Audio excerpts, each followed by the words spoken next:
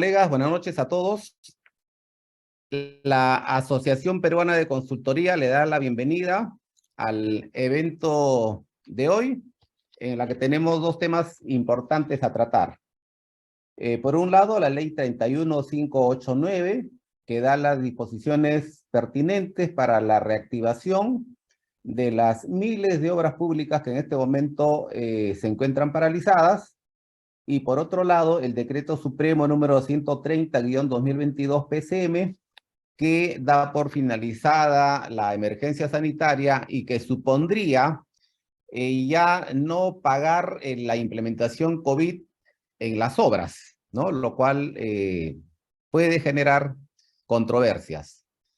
Para tratar este tema, tenemos como invitado al ingeniero Marco Cruzado Puente. Es ingeniero civil con más de 25 años de ejercicio profesional, es experto en obras públicas, adjudicador en ejercicio y que justamente va a disertar sobre estos dos dispositivos. Buenas noches, Marco. En primer lugar, tu saludo para toda la audiencia de la Asociación Peruana de Consultoría.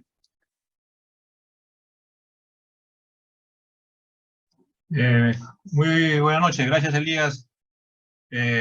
Por intermedio tuyo, agradecer a la Asociación Peruana de Consultoría por darme la oportunidad de estar el día de hoy tratando estos temas tan importantes, ¿no? Que es el tema de la reactivación, de la ejecución de las obras paralizadas y el tema ya de la finalización del COVID y cuál es su impacto en la ejecución de las obras públicas.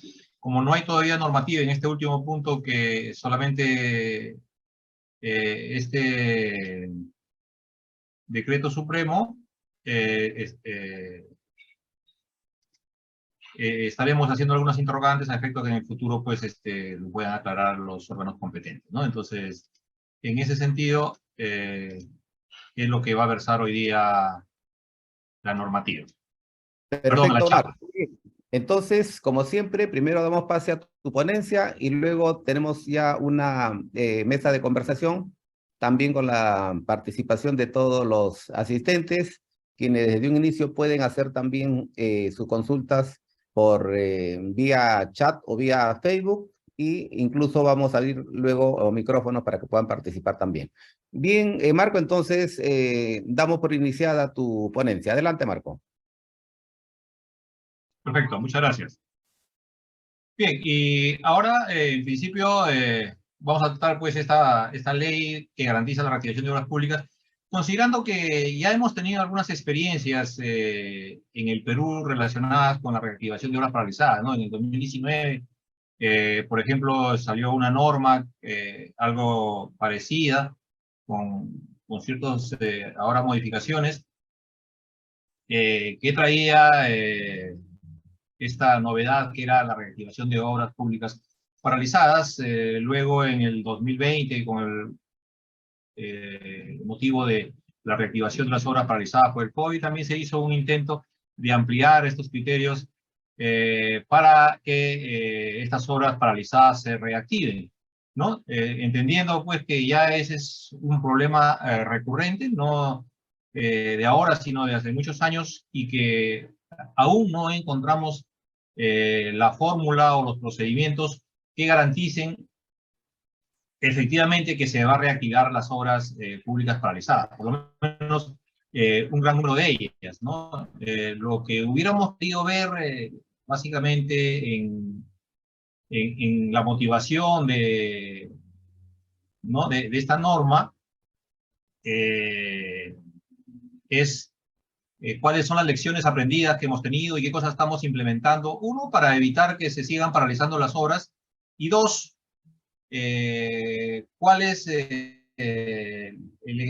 experiencia sistematizada que tenemos con respecto a nuestras obras paralizadas, ¿no? Y este cuadro 1 es una información de Inforas. Sabemos que es un sistema que la Contraloría General de la República ha implementado, y ahí en números gruesos podemos ver que el gobierno nacional tiene 24.000 millones aproximadamente de obras paralizadas, que representan el 0.9% del total, ¿no? Se entiende que hay 388 obras paralizadas, ¿no? De ellas el saldo por valorizar o por ejecutar es 20 millones, o sea, solamente habríamos ejecutado un 5% de estas obras paralizadas en forma general, ¿no? Luego vienen los gobiernos regionales con el mismo análisis y el gobierno local, ¿no? Haciendo un total, los gobiernos locales, haciendo un total de 38 millones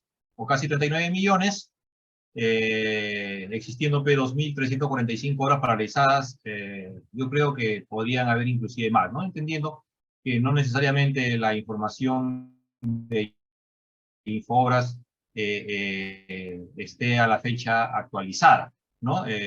Estimamos que estas son muchas más y el gobierno preocupado, ¿no? El Estado en general preocupado por estas obras paralizadas, saca esta nueva normativa, ¿no? Esperemos, ojalá que esta nueva normativa pues traiga resultados positivos y lo podamos evaluar en el año 2023 seguramente y veremos qué cosa es lo que ha pasado, ¿no? Y más allá de ello, podemos dar en esta charla algunos aspectos que podrían mejorar pues dicha norma, ¿no? Y el objeto que está puesto en la ley que estamos viendo ahora es establecer el marco legal que garantice la reactivación de las obras públicas paralizadas que forman parte de las inversiones de las entidades sujetas al Sistema Nacional de Programación Multianual y Gestión de Inversiones, y ello va a contribuir a dinamizar la actividad económica y garantizar la efectiva prestación de servicios públicos en beneficio de la población y coayudando a la adecuada utilización de los recursos económicos del Estado,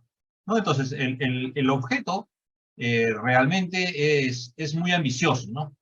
Ahora vamos a ver el desarrollo para ver si efectivamente esto, la propuesta, la temática y los procedimientos a seguir para reactivar estas obras son los que realmente se esperan y son los que van a resolver el problema identificado por el propio Estado.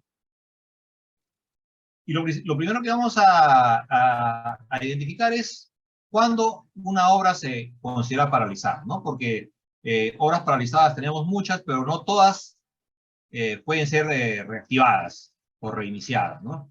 Y el legislador, en este caso el Congreso General de la República, ha establecido estos criterios para efectos de esta norma sean consideradas como obras paralizadas, ¿no? Es aplicable a cualquier entidad del Estado, a todas las entidades del Estado que tengan a su cargo la ejecución de obras públicas que se encuentren paralizadas, contratadas bajo la aplicación de la Ley de Contrataciones del Estado. En principio, ya restringe este primer concepto, no solamente aquellas obras ejecutadas bajo la aplicación de la Ley de Contrataciones del Estado y se entiende su reglamento, ¿no? Dado que en nuestro país no solamente tenemos obras ejecutadas bajo ese sistema de contratación o bajo esa modalidad de contratación, perdón, ¿no? Sino tenemos, por ejemplo, obras por impuestos, tenemos obras financiadas de gobierno a gobierno,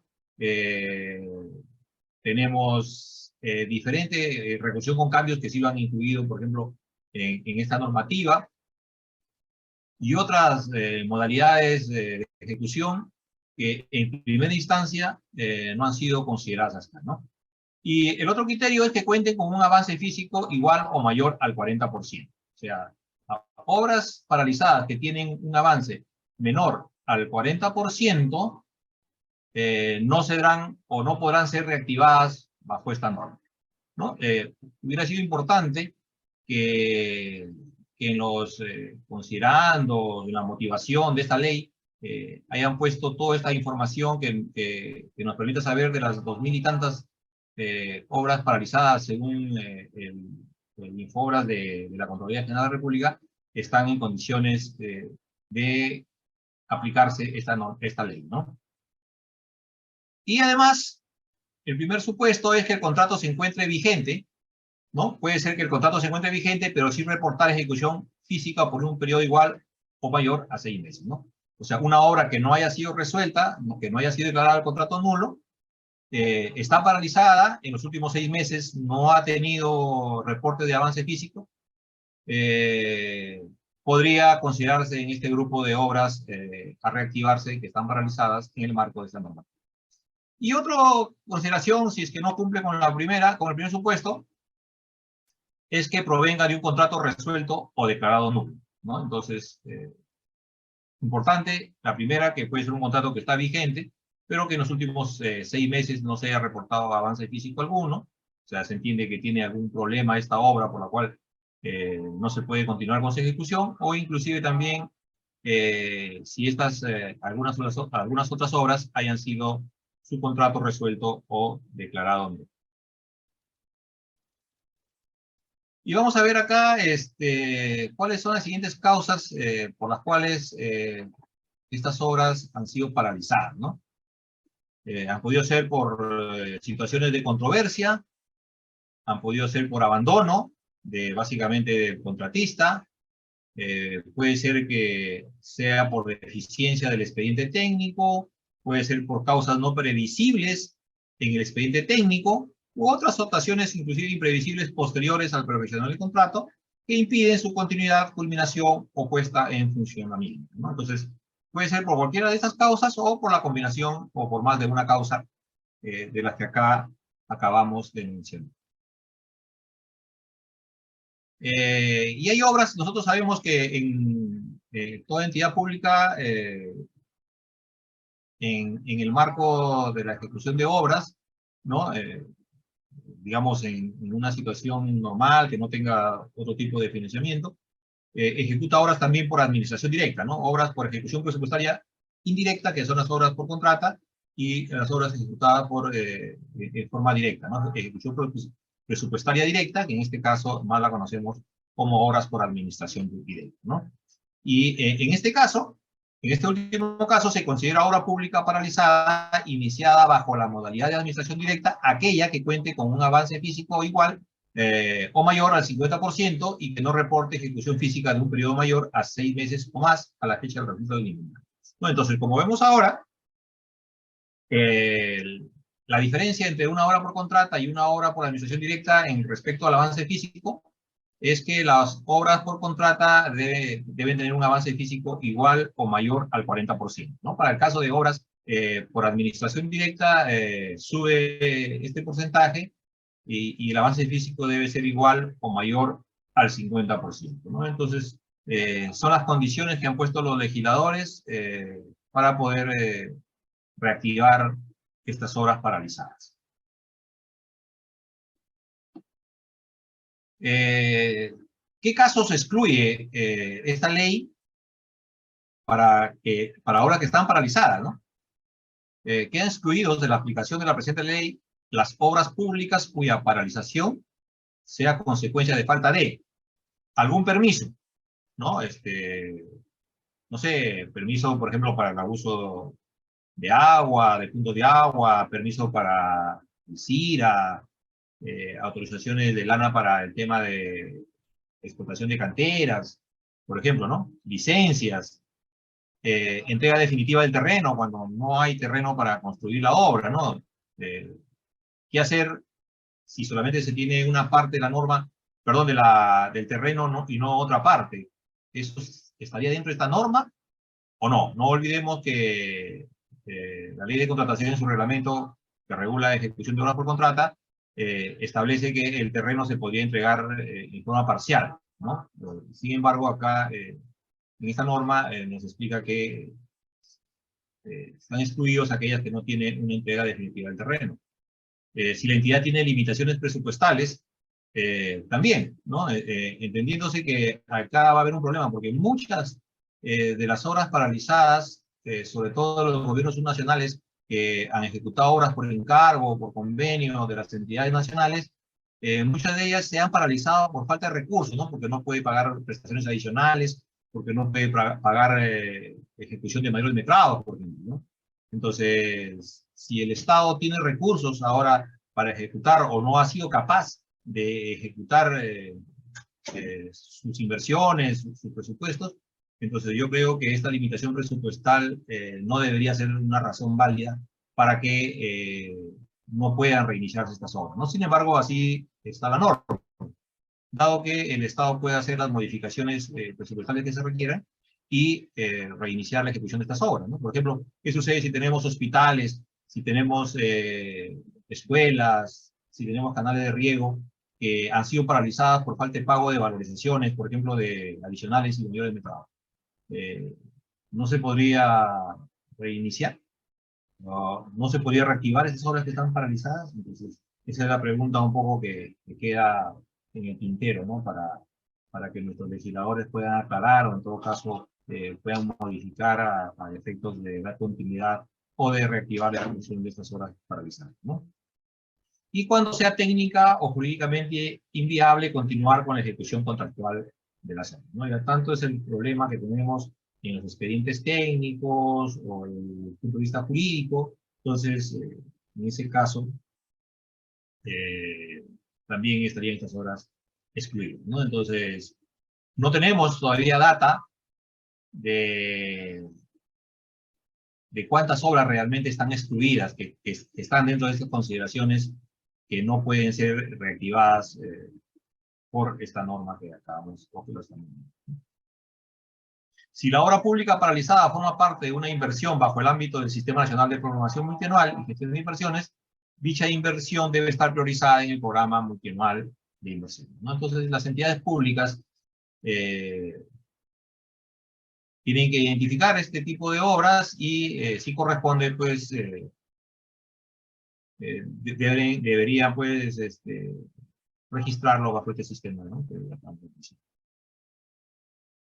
Y lo primero que la norma nos indica es que las entidades debemos elaborar un inventario de obras paralizadas, ¿no? Es lo primero que tenemos que hacer.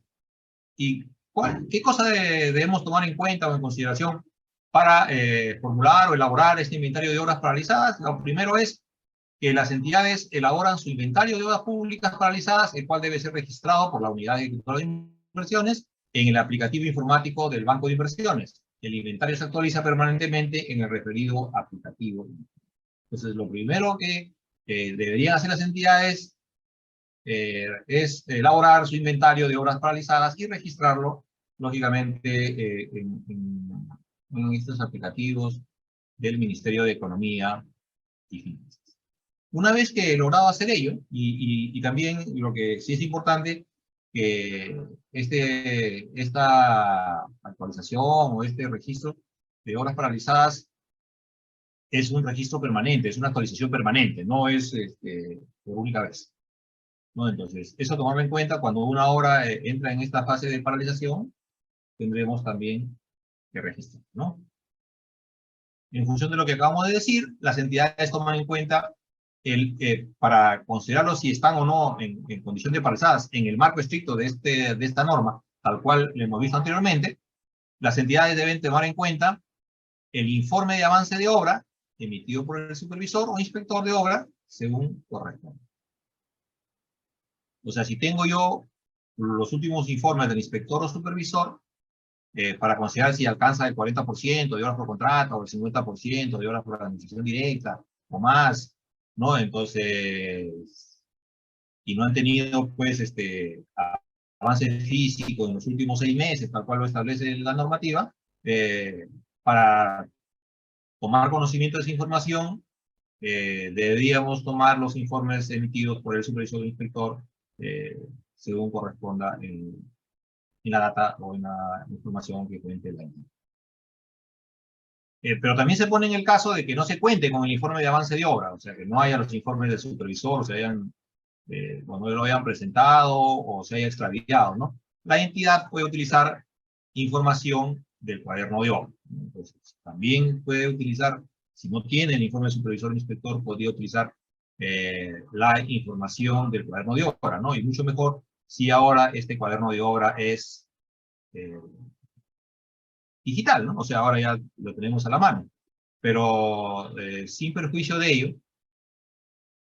¿qué ocurre si es que esa información no se encuentra en el cuaderno de obra, ¿no? Porque no es una obligación en el cuaderno de obra que se anotan las ocurrencias, no es una obligación, pues, estar anotando los avances mensuales, los aspectos que están acá considerados en la norma, ¿no? Y es por eso también que se pone en ese caso la normativa. En el caso de que no se cuente con la documentación antes señalada, cosa quiere decir que no cuente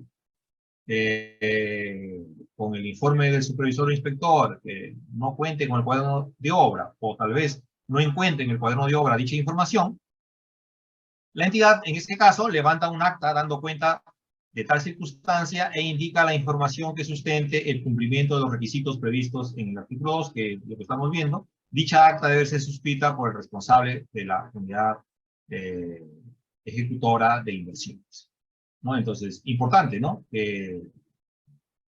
Para elaborar el inventario de obras paralizadas. Hasta ahí todavía no hemos definido ni hemos decidido nada, solamente estamos elaborando nuestro inventario de obras paralizadas. Culminado el inventario, una vez que ya tengo mi inventario de obras públicas paralizadas o realizada su autorización, según corresponda, los titulares de las entidades solicitan a las unidades ejecutoras de inversiones, al inspector o supervisor, según corresponda, que elaboren un informe sobre el estado situacional de las obras que determinen, ¿no? Entonces, más fácil va a ser la unidad ejecutora, ¿no?, de inversiones, porque, bueno, si son inspectores también, porque son trabajadores de la entidad, ¿no? Pero si son supervisores, habría que actualizar sus contratos, nuevas obligaciones, que podría tomar un tiempo más, ¿no? Como consecuencia, podría decidir que sea la unidad ejecutora de inversiones o digamos, designar un inspector, pues así correspondería si es que no habría supervisión. Este informe de estado situacional de cada obra paralizada que he identificado en el inventario, ¿no es cierto?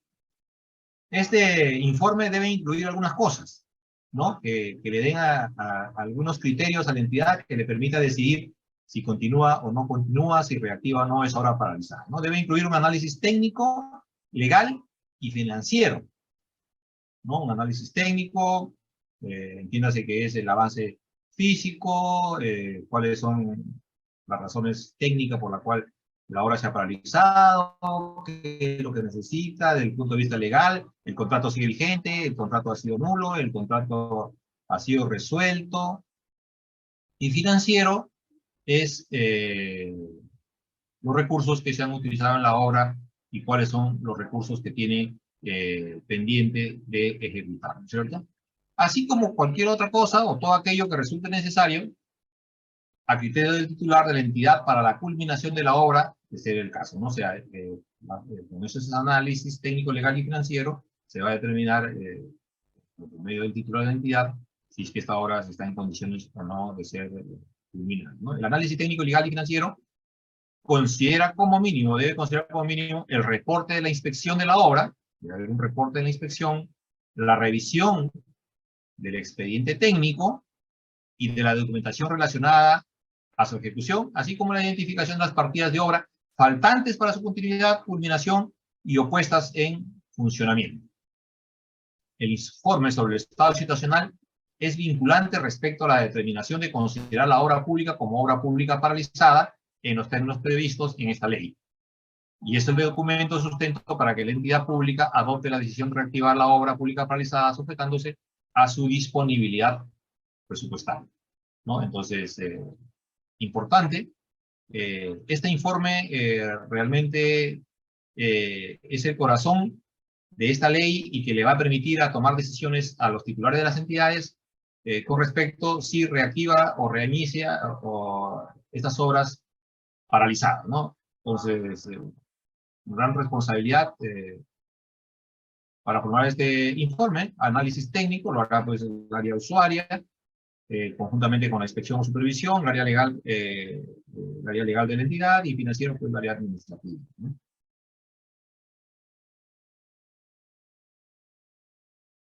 En casos en que la entidad ya cuente con estos informes que comprendan los aspectos antes señalados, el informe técnico, legal y financiero, emitidos o contratados previamente con la, miren, y esto es importante, ¿no? En los casos en que la entidad cuente con informes que comprendan los aspectos antes señalados, emitidos o contratados previamente, o sea, la entidad puede contratar si es que no tiene el personal suficiente o competente para poder hacer ese informe, puede inclusive contratar, con una antigüedad mayor a 1 año, contado a partir de la fecha del registro de inventario de obras públicas paralizadas del año en curso o de su actualización, según corresponde.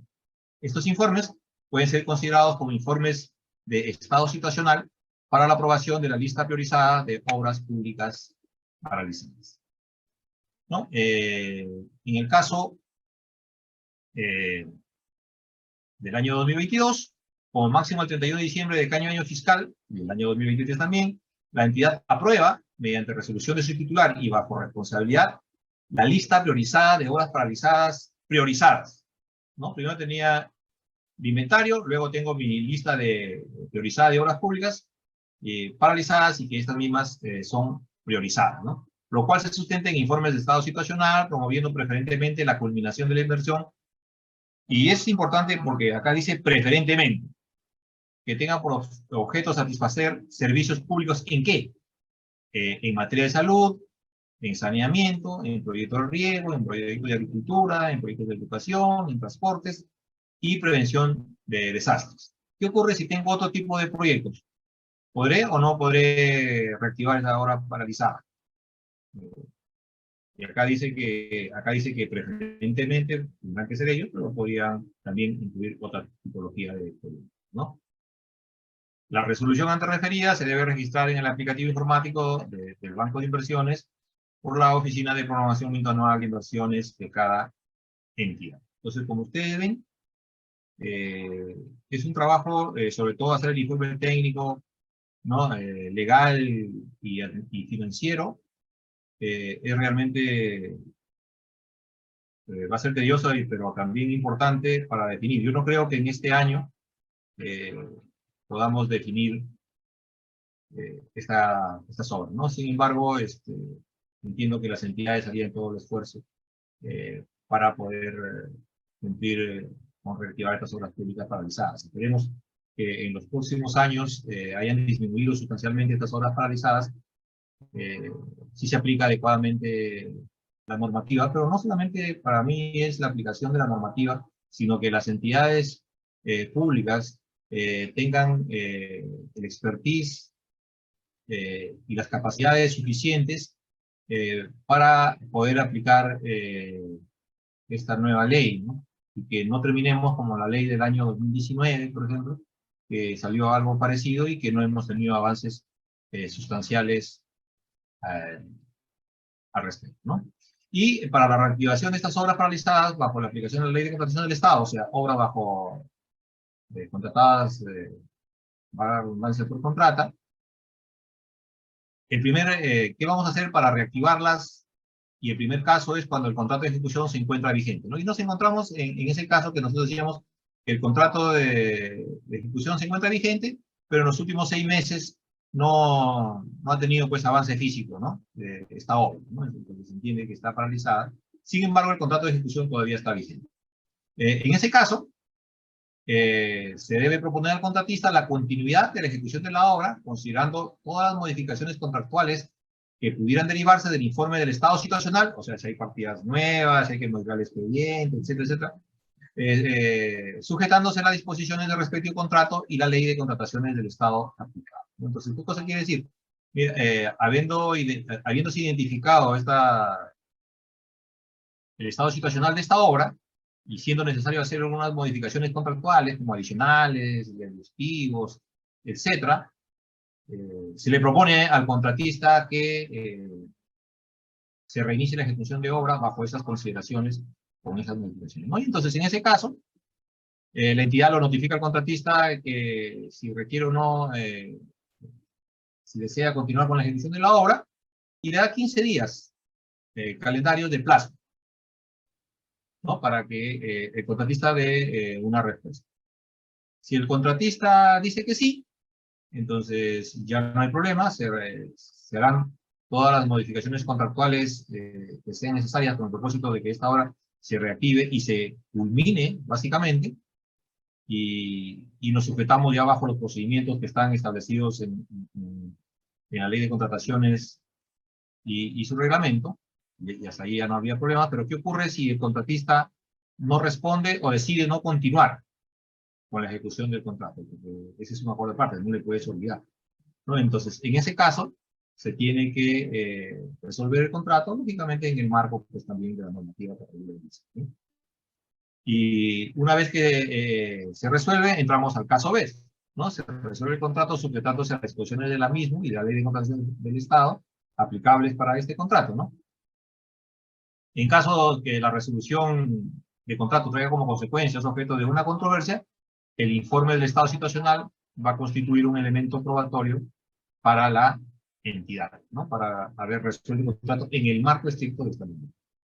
En caso de que el contrato sea resuelto o haya sido declarado nulo, la entidad elabora el expediente técnico del saldo de obra o puede contratar su elaboración, ¿no? Entonces, el caso más benigno y que podría ser casi inmediato, ¿no? Después de haber hecho todos los análisis del estado situacional y todo lo demás, es si el contratista está de acuerdo en continuar con la ejecución de la obra. ¿Está de acuerdo?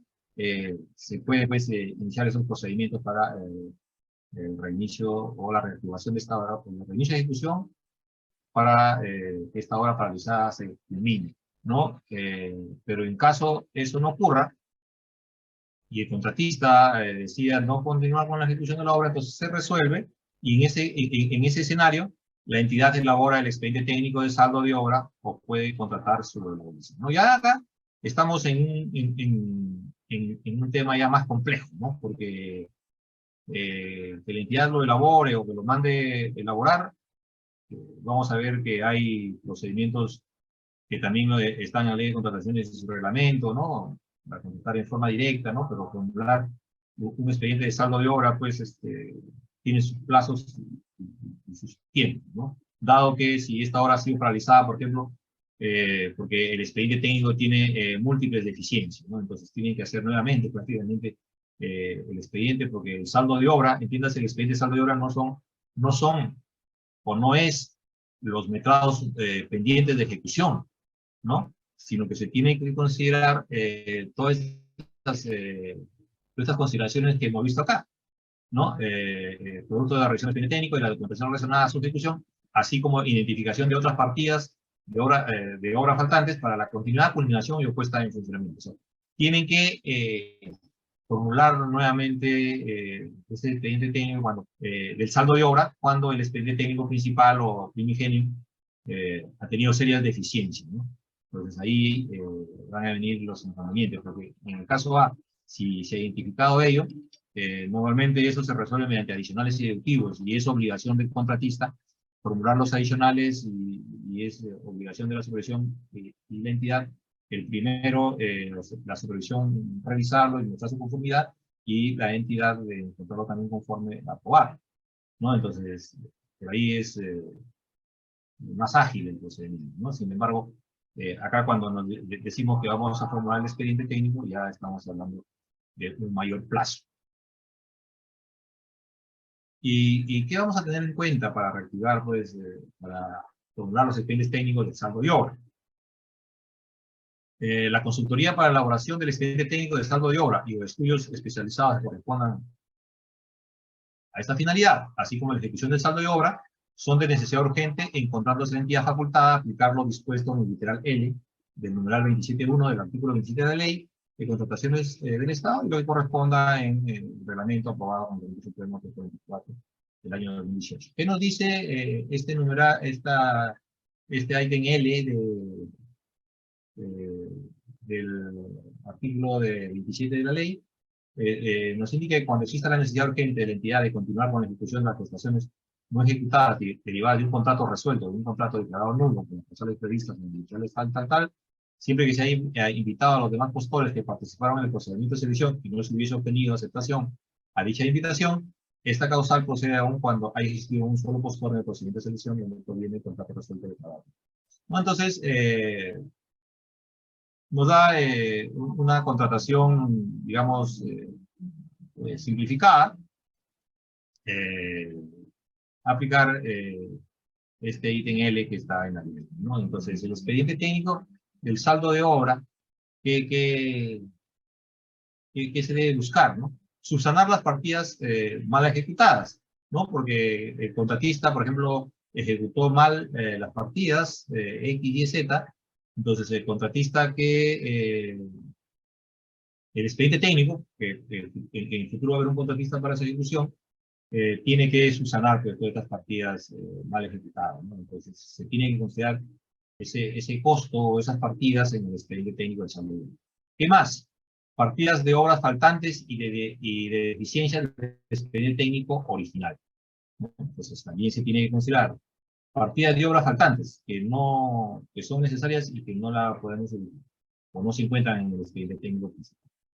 Adecuación de contenidos técnicos conforme a las normas vigentes, ¿no? Estaban haciendo un hospital, ¿no? Y tenía pues una cimentación clásica normal y después dijeron que tendrían que tener la cimentación aisladores sísmicos, por ejemplo. Entonces se tiene que adecuar, ¿no? A las normas vigentes, ¿no? Igual las normas, por ejemplo, de educación, ¿no? Para centros o para centros de salud, de Ministerio de Salud, o de educación para aulas o colegios, están en constante actualización sus normas y como consecuencia se tiene que tomar en consideración estas últimas normas en la formulación del expediente técnico de salud, ¿no? Y las partidas de obra que se requieran para la continuidad, culminación y la puesta en funcionamiento de la obra, ¿no? Entonces, importante cuando ya se va a formular el expediente de saldo de obra. Se tiene que tomar en consideración todos estos aspectos, ¿no? Que seguramente si un contratista decide continuar con la ejecución de la obra, también se tiene que subsanar todo lo que vemos acá, si es que se ha identificado lo mismo. La gran diferencia es que el contratista eh, formula mediante adicionales o prestaciones adicionales de obra y de deductivos vinculantes, así corresponde, por deductivo, ¿no? Hecho que es mucho más sencillo.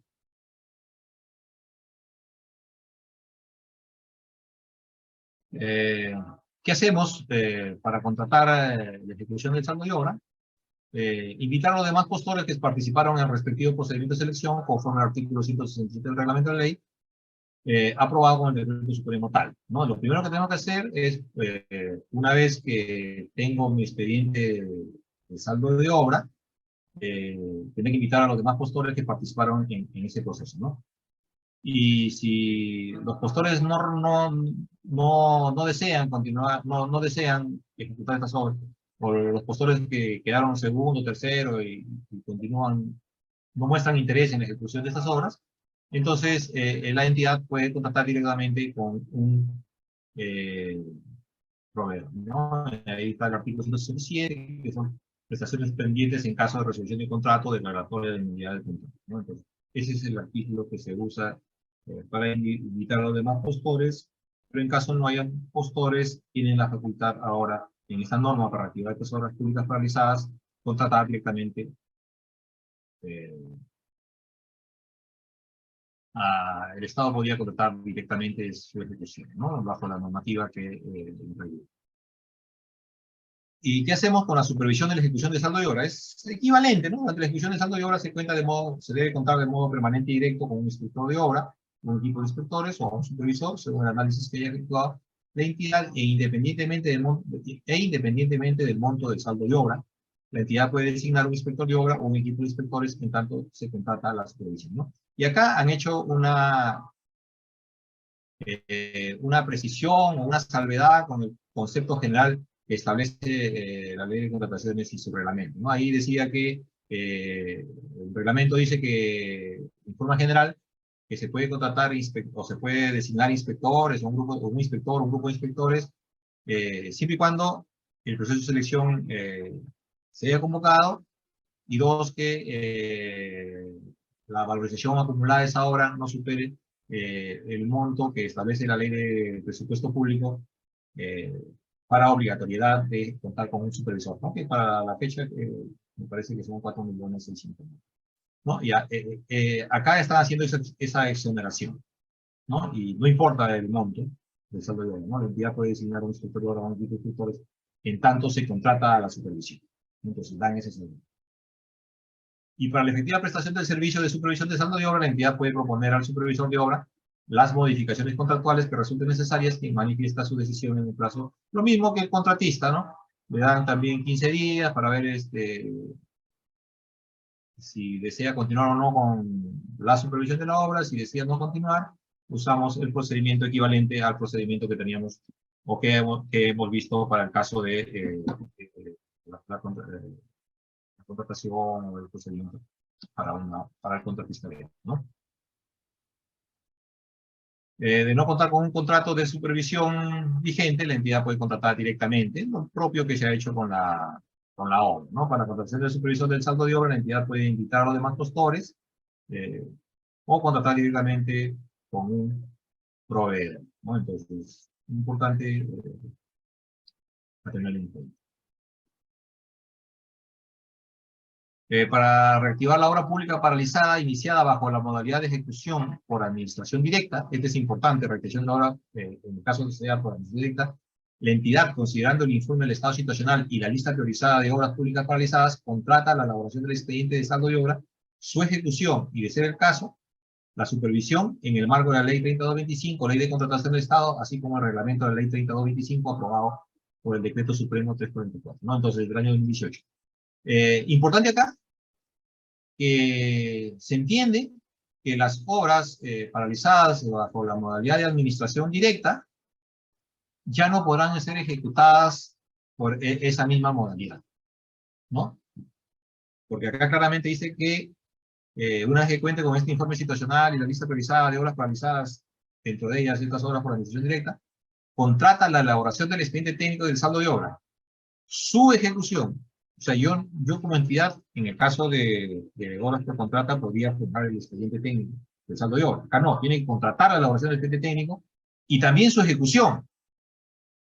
Y también la supervisión, si así corresponde, en el marco de la Ley 3225, Ley de Contrataciones, así como del reglamento de la ley, ¿no? Y todos sabemos que las obras por administración directa pues no se regulan por la Ley de Contrataciones y su reglamento, ¿no? Entonces, lo que nos dice acá la legislación es, oye, tú no has sido bueno para ejecutar obras por administración directa, entonces ahora, para que reactives y termines estas obras públicas paralizadas, que cumplan hasta cuyo avance sea, pues, como mínimo el 50%, y que en los últimos 6 meses no haya tenido avance físico, entonces ahora ya lo vas a hacer por contrato, ¿no? Entonces, y la elaboración del expediente técnico del saldo de obra tiene que ser hecho para esa medida, ¿no?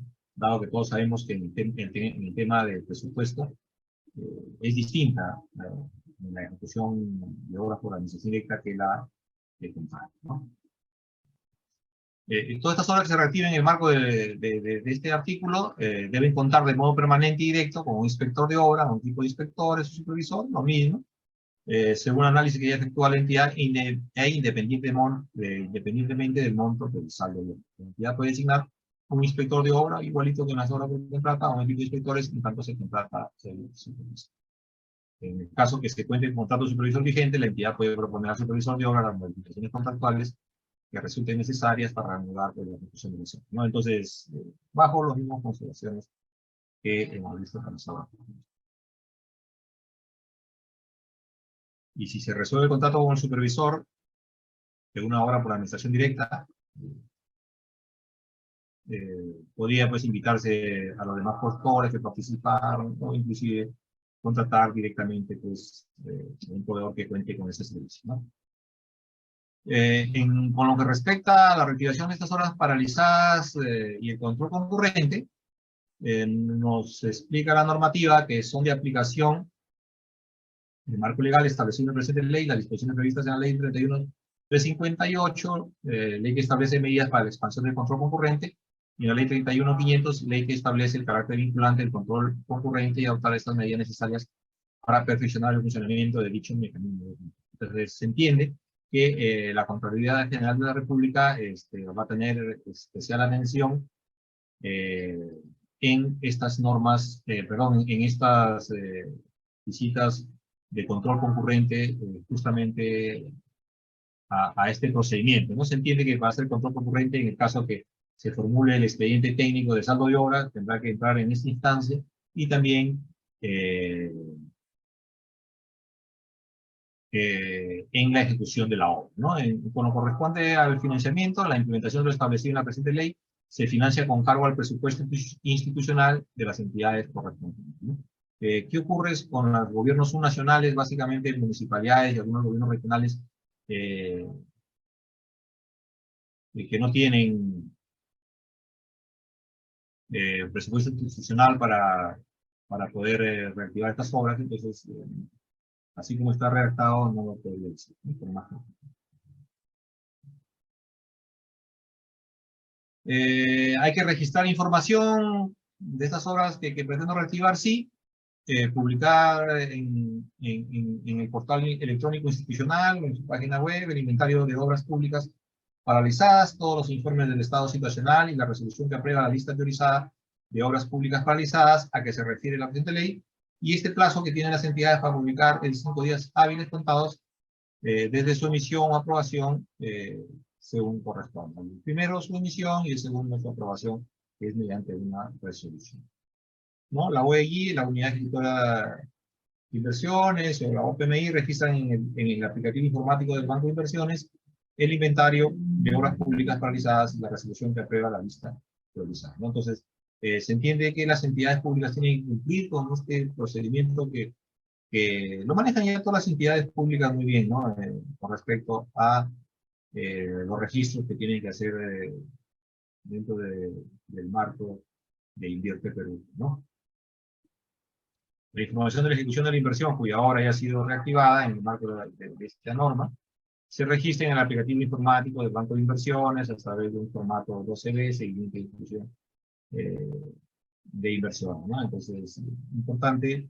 Asimismo, se debe registrar el avance de la ejecución de obra en el portal de Infoobras de la Contraloría General de la República. Si bien es cierto, este último acápite de Infoobras, acá están precisándolo, sin embargo, no podría ser necesario porque todas las entidades públicas están obligadas a registrar el avance en Infoobras, ¿no? Ya desde hace bastantes años, ¿no? Sin embargo, es necesario acá haberlo precisado para que no haya ninguna duda al respecto, ¿no? En el caso de registro también, OCE debe implementar las medidas que correspondan en el sistema electrónico de contratación del Estado, a fin de que estas entidades que se someten a este procedimiento puedan registrar las actuaciones que realicen al aplicar estas disposiciones previstas en esta norma, y que permita a los órganos de control o fiscalización identificar las obras efectivas, ¿no? Bueno, a la fecha todavía no hay digamos, algún comunicado o alguna implementación sobre ese aspecto de OCE. Esperemos que muy pronto tenga que hacerlo, ¿no? Dado que ya las entidades públicas entendemos que están trabajando en ello. Tenemos la reactivación de la Junta de Resolución de Disputas. Miren, también ha entrado un aspecto importante en la reactivación de las obras públicas paralizadas con lo que corresponde a solución de controversias, ¿no? Y parece es un aspecto importante, dado que una de las causas de la aparición de obras justamente ha sido pues, la solución de controversias mediante el arbitraje, ¿no? En los contratos nuevos para la ejecución del saldo de obra, las partes pueden acordar incorporar a la cláusula de solución de controversia del contrato que se someten a una junta de resolución de disputas, ¿no? O sea, pueden acordar incorporar a la cláusula de solución de controversias y en aquellos contratos de saldo de obra cuyos montos sean iguales o superiores a 5 millones, esta incorporación es obligatoria, ¿no? Importante, a partir de 5 millones es obligatoria y hasta antes de 5 millones facultativa, ¿no? Entonces, importante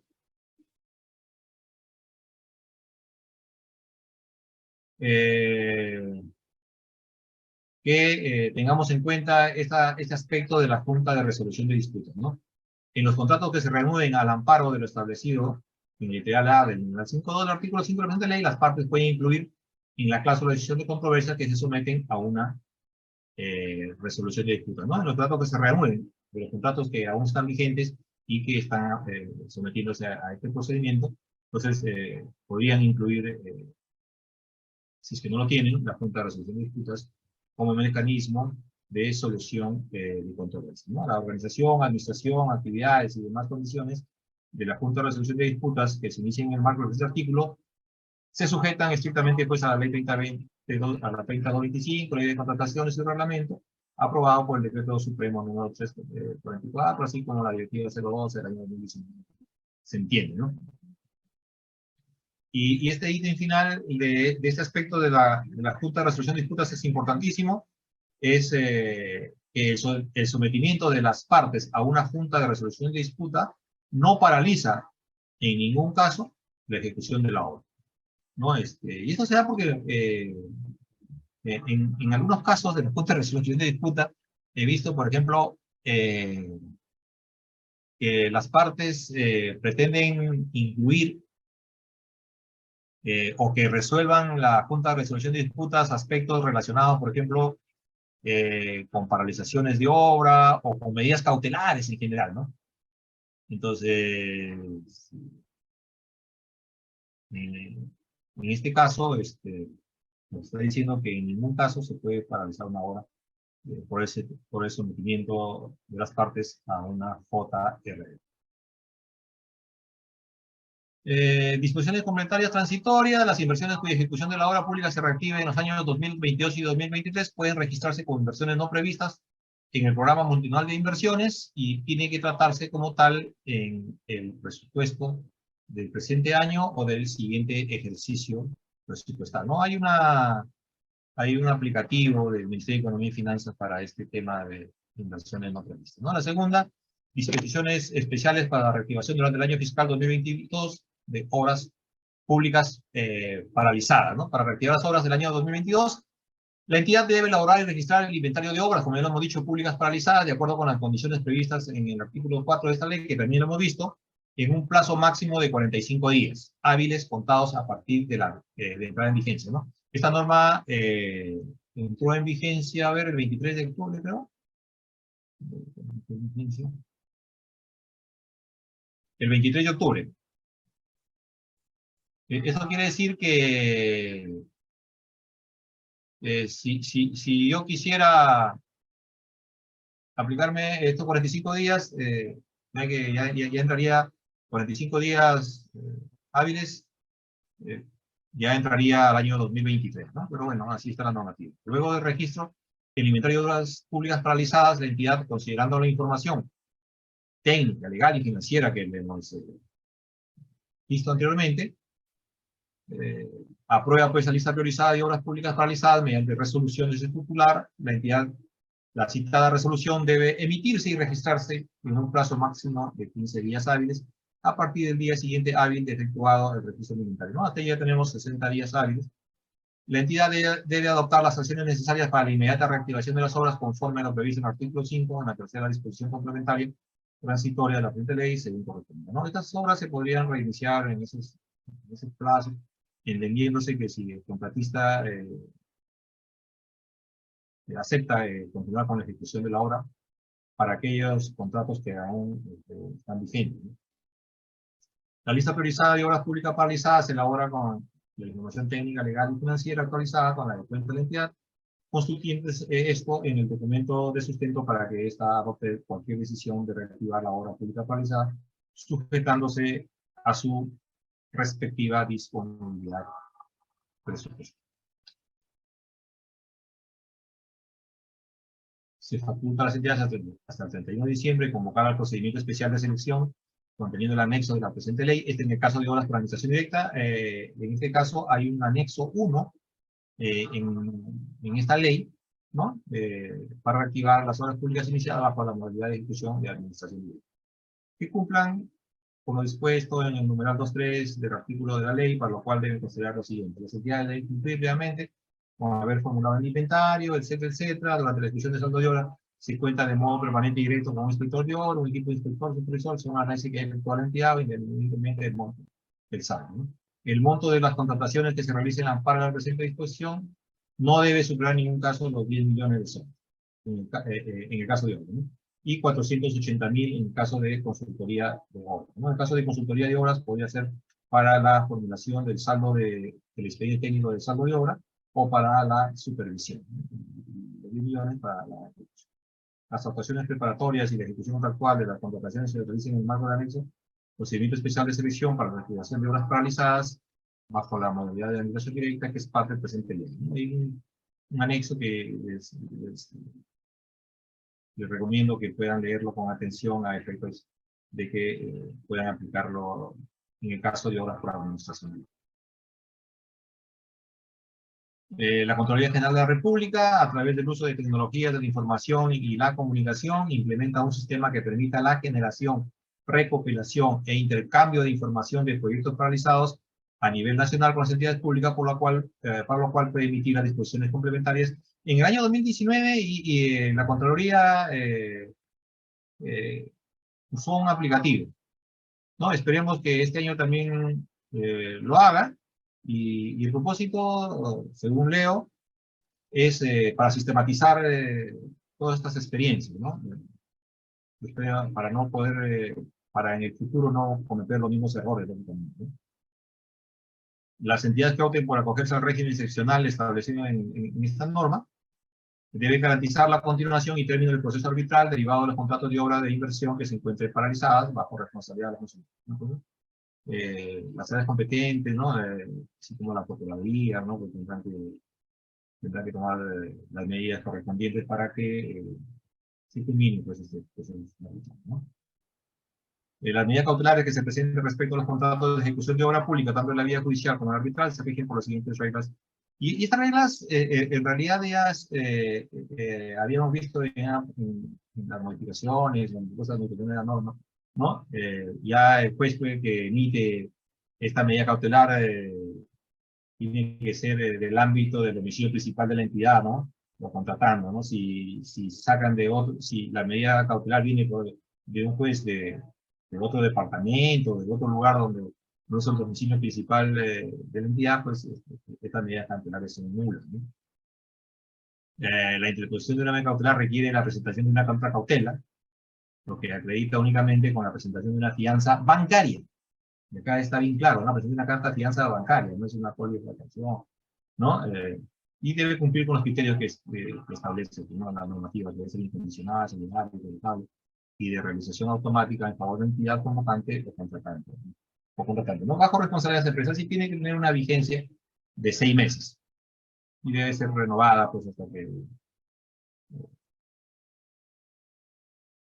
hasta que se resuelva el tema, ¿no? Y constituye causal de improcedencia de la medida cautelar cuando se presenta una causa juratoria como contracautela. O sea, ya no va a haber una declaración juratoria como la contracautela, sino obligatoriamente tiene que ser una fianza bancaria, ¿no?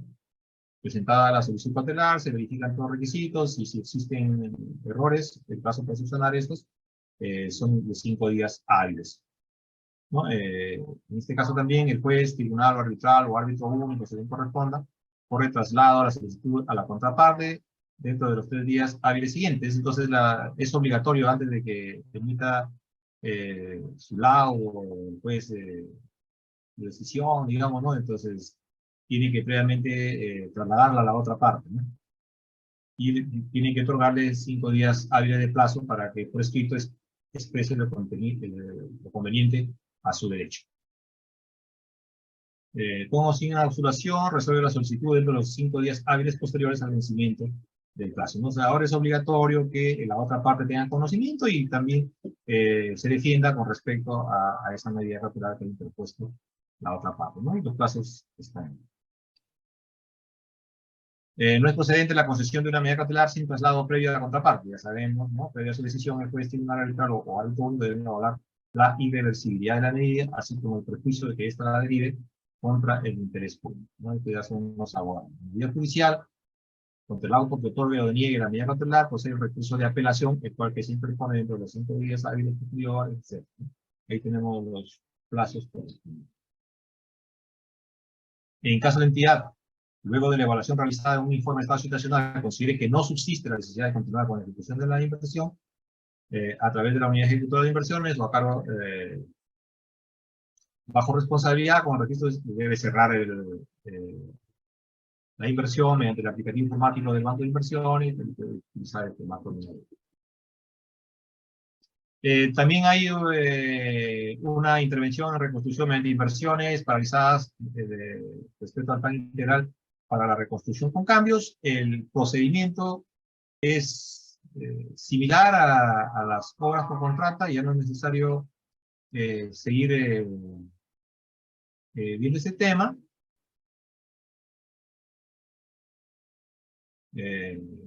Este punto es importante, ¿no? Los contratos nuevos para la ejecución del saldo de obra, las partes pueden acordar incorporar la cláusula de resolución de controversia del contrato que somete a una junta de resolución de disputas, y en 5 millones es obligatorio. Cuando es 5 millones o mayor es obligatorio, tal cual la obra por contrato, ¿no? La autoridad brinda la asistencia técnica necesaria e interpreta la presente disposición, excepto en lo referido a la ley 3225, ley de contratación del Estado, reglamento aprobado por el. Claro, no es competente porque todos sabemos que reconstrucción con cambios tiene su propia normativa, ¿no? Y que más bien usa supletoriamente la ley de contrataciones y su reglamento. La presente disposición tiene vigencia en tanto simplemente las intervenciones del Plan Integral de Reconstrucción con cambios, ¿no? Entonces, eso es lo que nosotros podríamos decir respecto a esta famosa ley que garantiza la reactivación de obras públicas paralizadas. Realmente los procedimientos, si bien es cierto, están simplificados, pero tiene cierta necesidad de que las entidades públicas, o tienen la necesidad las entidades públicas de que se les capacite y se les dé la asistencia técnica correspondiente a efectos de que disminuya sustancialmente las obras paralizadas en nuestro país, ¿no? Respecto a este decreto supremo 130, en realidad esperaba yo que en los últimos días tanto el Ministerio de Salud y los sectores saquen normativa que pueda regular en estos aspectos de la ley de contrataciones, perdón, en la ejecución de obras en el marco del COVID-19 o del COVID-19. Sin embargo, hasta ahora no hay ninguna norma que complemente esta, trayendo cierta incertidumbre en la ejecución de las obras, y luego la vamos a ver por qué, ¿no? En el artículo primero deroga todos estos decretos supremos que regulaban el COVID-19, y hay una disposición complementaria final que esperábamos que se implemente muy rápidamente, ¿no? Donde dice que el gobierno nacional, los gobiernos regionales y los gobiernos locales, dentro del ámbito de sus competencias y en permanente articulación, promueven el uso facultativo de mascarillas, la vacunación contra el COVID y otras medidas de promoción y vigilancia de prácticas saludables y actividades en relación a la emergencia sanitaria, por lo cual el Ministerio de Salud, mediante resolución ministerial, dicta la disposición que resulte necesaria, ¿no? Por ejemplo, un gobierno regional, ¿no? Hemos visto las últimas noticias que en 3 regiones, me parece, por ejemplo, en Loreto ha aumentado el tema de los contagios, etc. Entonces, el gobierno regional debería tomar acciones en el marco de esta normativa, tanto para proteger a su población y también para implementar algunas acciones dentro de la ejecución de obras públicas, o de obras en general. Sin embargo, hasta ahora todavía no hemos visto alguna norma al respecto, ¿no? La pregunta que queda en el tintero es, ¿las empresas contratistas deben seguir cumpliendo con lo previsto en su plan aprobado por las entidades en el plan COVID-19? Porque no olvidemos que todas las obras públicas tienen un plan COVID-19, ¿no? Que está en el marco de la normativa que ya ha sido derogada. Ya no está obligado. Ya no vamos a tener en cuenta la famosa distancia social, ya no se va a tener en cuenta el uso de mascarilla, lavado de manos, uso de alcohol, etcétera, etcétera, porque ya no se va a tener en cuenta las modificaciones o rendimientos de las partidas afectadas y que fueron aprobadas mediante la ampliación excepcional de plazo, ¿no? Que la regula esta directiva 005-2020. Los efectos de la aplicación, regresamos nuevamente al presupuesto contractual inicial, ¿no? Entonces, todo eso nos hace pensar que ya no se aplicaría, ¿no? Porque, y como consecuencia de ello, los contratistas que habían comprado pues mascarillas, el tema del alcohol, el tema de la distancia social, las pruebas COVID y todo lo que estaba considerado dentro del presupuesto del plan, e inclusive habían afectado el costo directo de la obra, ya no se va a utilizar.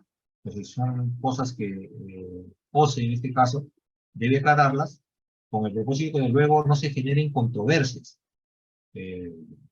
por, por este famoso decreto supremo 130 de este año, ¿no? Entonces esperemos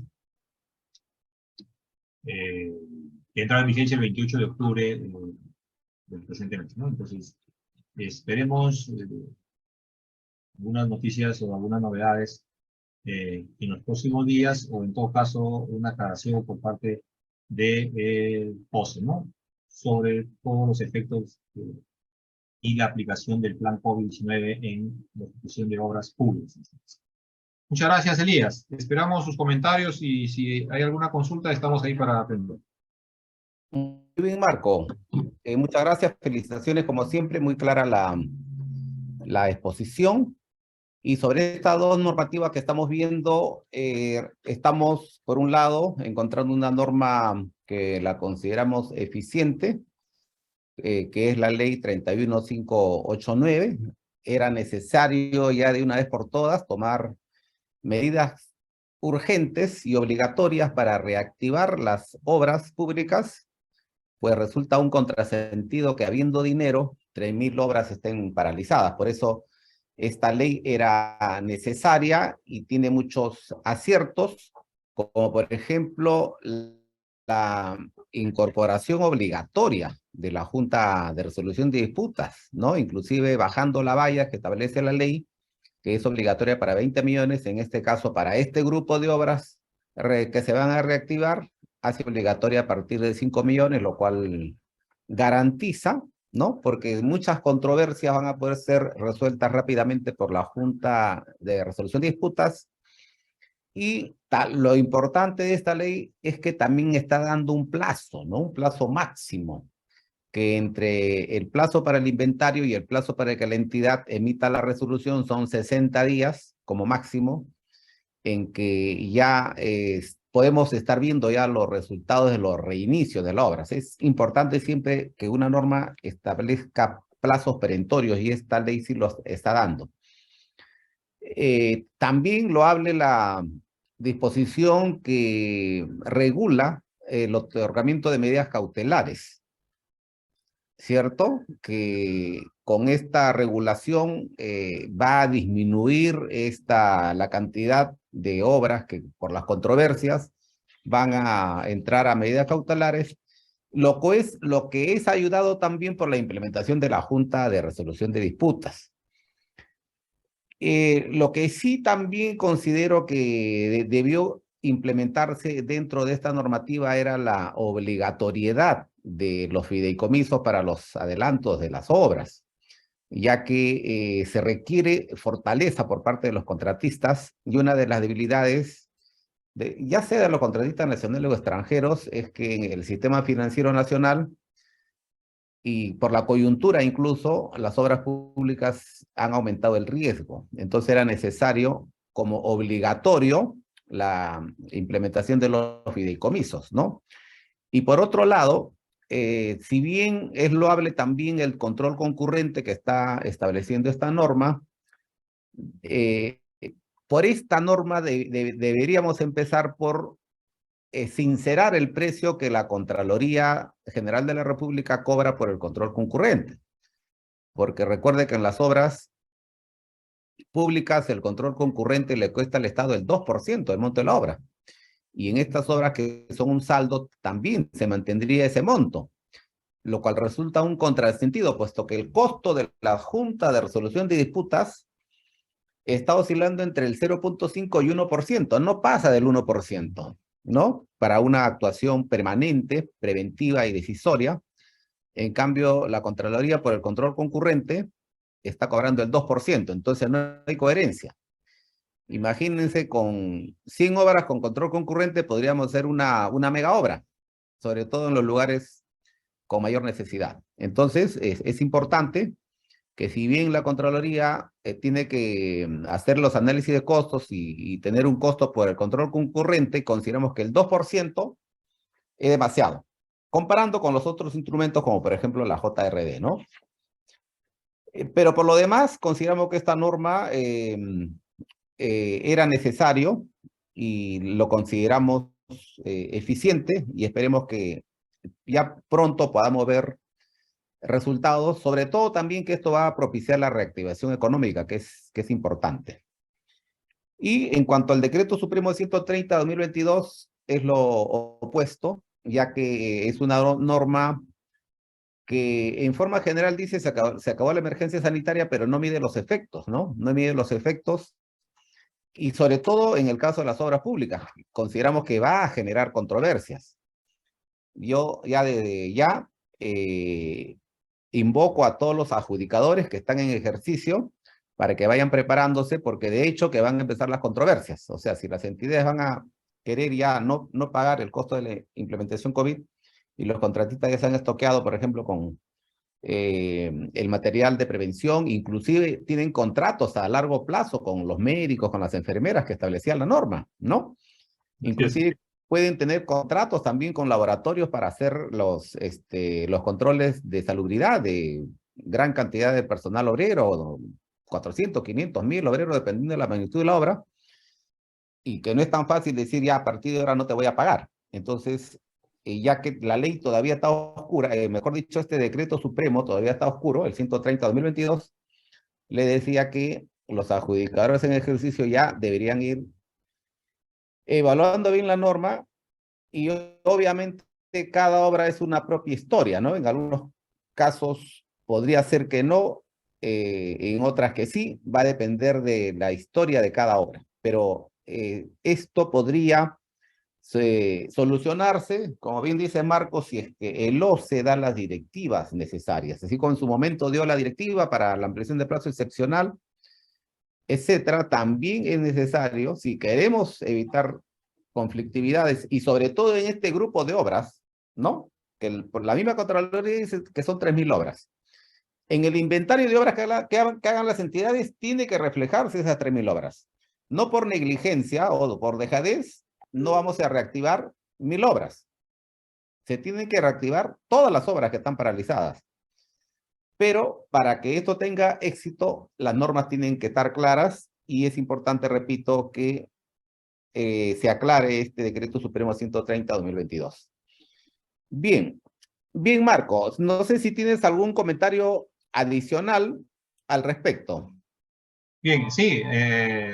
El tema del COVID-19 pues es un tema complejo que va a traer controversias y como tú dices, en las obras que tengan adjudicadores o que tengan como solución de controversias las juntas de resolución de disputas van a tratar de resolverlo muy rápidamente, ¿no? Pero el problema va a ser para aquellas obras que no tienen junta de resolución de disputas, se van a crear controversias innecesarias, porque este mecanismo, no olvidemos que la directiva 005 del año 2020, ¿no? Que regulaba de OCE, que regulaba estas ampliaciones excepcionales de plazo, no solamente traía como consecuencia la implementación en sí de mascarillas, de lavado de manos, de las pruebas COVID, ¿no? Sino también había un efecto en los costos directos, ¿no? En los análisis de precios unitarios respecto a los rendimientos, ¿no? Y que estos han sido aprobados ya en su oportunidad por la entidad. Si bien es cierto, la normativa dice que se puede ir evaluando en el transcurso de la ejecución de la obra, me refiero a esta directiva 005, sin embargo, es importantísimo que OCE se pronuncie a efecto de que no generar controversias que podría traer como consecuencia también paralizaciones de obra. Efectivamente, o en todo caso dar un plazo, ¿no? Dar de repente a partir de aquí a 3 meses que ya esto sea obligatorio, de tal forma que los contratistas que tengan contratos a largo plazo, como decía hace un rato, pues puedan también llegar a acuerdos con sus proveedores, ¿no? Y evitar las conflictividades. Bien, en resumen, Marco, muy interesante y también había una disposición adicional respecto a las obras públicas que tenía que ver con la Junta de Resolución de Disputas, ya que el OCE publicó una supuesta modificación de la Directiva 012/2019, pero que en realidad no han habido grandes cambios. ¿Qué nos puedes decir al Sí, bueno, respecto, ahí han Marco? hecho algunas precisiones nomás respecto a los montos, ¿no? A los montos que tú que tú mencionabas, por ejemplo, acá dice que a partir de 5 millones son obligatorios, ¿no? La otra norma decía 20, etcétera, ¿no? Pero no, y nosotros esperábamos realmente que cuando tomamos la noticia de que estaban modificando la directiva 012, realmente esperábamos los cambios que son necesarios, ¿no? Por ejemplo, para mí el cambio más importante es que se precise que la Junta de Resolución de Disputas inicia sus funciones conjuntamente con la ejecución con el plazo de ejecución de obra, ¿no? Porque hasta ahora, por más que la norma así lo establece, no hay un mecanismo que le obligue a las entidades o a las partes en general a aplicarlo, ¿no? Y una de ellas era, por ejemplo, que se ponga que la constitución de la Junta de Resolución de Disputas sea un requisito también para el inicio del plazo de ejecución, ¿no? Sumar un criterio más para el inicio del plazo de ejecución, ¿no? Sin embargo, no se ha dado. Esperábamos también, por ejemplo, que haya un pronunciamiento real sobre estas famosas medidas cautelares. Y hay varias juntas de resolución de disputas que tienen este inconveniente, ¿no? Que lamentablemente hay algunas que inclusive, si no me equivoco, ya ha otorgado, por ejemplo, una medida cautelar, entre comillas, a una obra, ¿no? Entonces, y hay otras que no. O sea, el criterio que se ha utilizado es el criterio del libro amarillo del contrato FI, pero ahí sí está establecido, para el caso de los DAP, ¿no? Está incluido explícitamente que tiene esa obligación y función los DAP, ¿no? Sin embargo, en la Junta de Resolución de Disputas no lo está. Entonces, y así como lo que yo te estoy mencionando, hay otros aspectos que sí son necesarios que se precisen, o agregar algunos contenidos a esta directiva que permita pues que sea más ágil y realmente sirva como un mecanismo de solución de controversias efectivo y célere, ¿no? Efectivamente, sí, en realidad justo esperábamos también las modificaciones necesarias en esa directiva, pero no se han dado grandes cambios. Es importante eh, que sea requisito para el inicio legal de la obra contar con la Junta de Resolución de Disputas, ¿no? Porque por ahí está la gran falla que se está permitiendo, ¿no? Contraloría y entró a tallar auditando y llamando la atención a las entidades que no han implementado a tiempo, ¿no? Dentro del control concurrente. En su momento seguramente la Contraloría tomará medidas más drásticas, ¿no? Pero ese es un punto fundamental y el otro punto que es importante también regular en las nuevas directivas es establecer un rango de honorarios. Si bien los honorarios, de acuerdo al libre mercado, lo regula el mismo mercado, es importante establecer rangos, ya que si nosotros hacemos una comparación de los costos que tienen en este momento los 16 centros autorizados por el OCE, hay muchas diferencias. Hay casos en los que uno es el doble del otro y no puede ser, ¿no? Podría darse el caso que algunos contratistas o entidades que no quieren gastar mucho opten por lo más barato y ya se ha demostrado con la misma normativa para las obras que lo barato sale caro. Entonces es importante regular esos aspectos.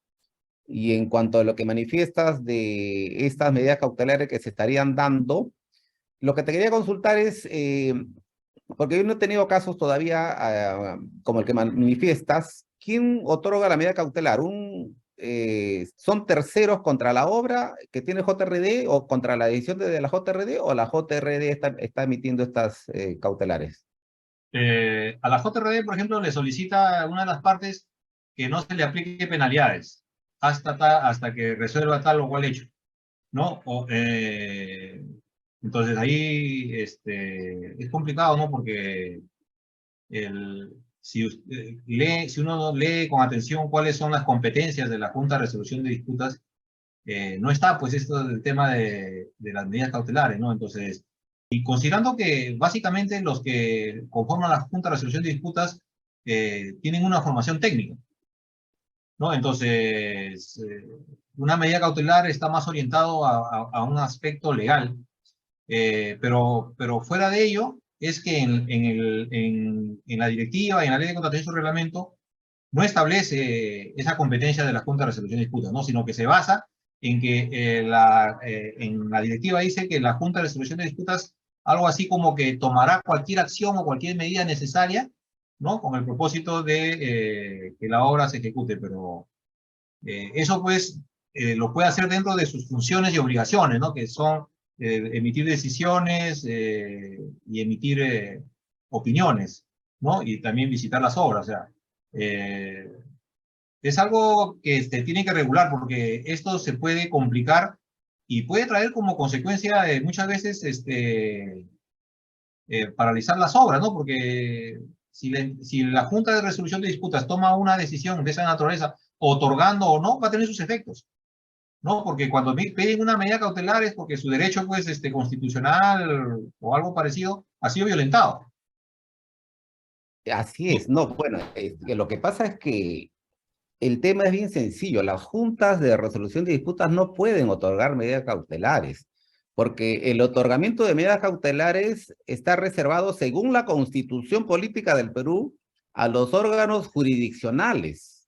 Y los únicos órganos jurisdiccionales son la vía ordinaria, que es la vía judicial, o el arbitraje, que sí es un órgano jurisdiccional y que sí está en la facultad de otorgar medidas cautelares, pero la Junta de Resolución de Disputas no es un órgano jurisdiccional, es un ente que va a resolver controversias, pero de ninguna manera es un órgano jurisdiccional, y eso está establecido claramente en la Constitución Política. Repito, a los adjudicadores que estén dando medidas cautelares están cometiendo un carazo error. La JRD no es una jurisdicción, no es un órgano jurisdiccional. Los únicos órganos jurisdiccionales en la justicia ordinaria, o sea, Poder Judicial, y la sede arbitral. Así que por ahí, si es que está ocurriendo eso, también sería motivo, ya que los adjudicadores no son abogados, que en estas nuevas directivas, en las modificaciones de las directivas, se deje claro ese tema. Bueno, de todas maneras, el otro punto importante también es que los centros no están cumpliendo con lo que dice la normativa de Junta de Resolución de Disputas. Es que las decisiones tienen que publicarse en el portal del SEACE. Y yo he estado revisando de las diversas juntas de resolución de disputa existentes que tengo conocimiento, ninguna de ellas, y algunas ya tienen 2 años inclusive, digamos, de permanencia, que en obras que todavía están en ejecución, y no he visto que estén publicando las decisiones, cuando la normativa dice que tiene que ser publicada. ¿Y por qué es importante esto? Porque esto va a servir de criterio interpretativo y también va a servir para que oportunamente se tomen las medidas correctivas y mejorar y optimizar esta normativa, ¿no? Entonces, un llamado de atención a todos los adjudicadores y sobre todo también a los centros. Los centros, recuerden que también tienen la obligación de tener un staff que pueda asesorar a la JRD. Si bien cada JRD es autónoma, también es necesario que los centros puedan, además de capacitar permanentemente a sus adjudicadores, también hacerle un seguimiento, ¿no? Y evitar lo que está sucediendo, lo que manifiesta, pues, que si alguna JRD está dando medidas cautelares, pues, inclusive está cometiendo un vicio. Bien, bien, Marco. Entonces, importante la charla de hoy.